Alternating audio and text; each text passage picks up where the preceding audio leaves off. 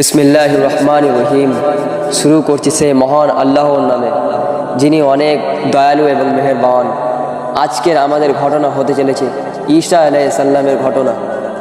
এক গ্রামে এক যুবক ছিল, যে তার মায়ের একমাত্র সন্তান।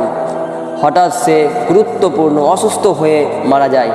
গ্রামের মানুষ শোকহত হয়ে কবর খনন করে তাকে সমাধিত্ব এবং প্রস্তুত নিতে লাগলো। যুবকের মা আঁঝড়িয়ে কাঁদতে লাগলো এবং আকাশের দিকে তাকিয়ে হাত তুলে বলল, হে আল্লাহ, আমার সন্তান ছাড়া আমার ঘরে কেউ নেই। যদি আপনি চান তবে আমার সন্তানকে ফিরিয়ে দেন।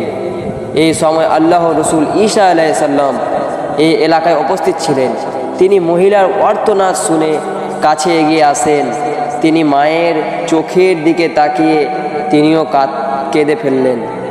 তারপর লোকেদের বললেন, তোমরা তাকে নামিয়ে রেখো। তিনি মৃত্যু যুবকের দিকে তাকিয়ে বললেন, বিসমিল্লাহ ইয়া হাইয়্যু ইয়া কাইয়্যুম। এর অর্থ হলো, আল্লাহর নামে, হে চিরঞ্জীবী, হে চিরস্থায়ী, আল্লাহর অনুমতি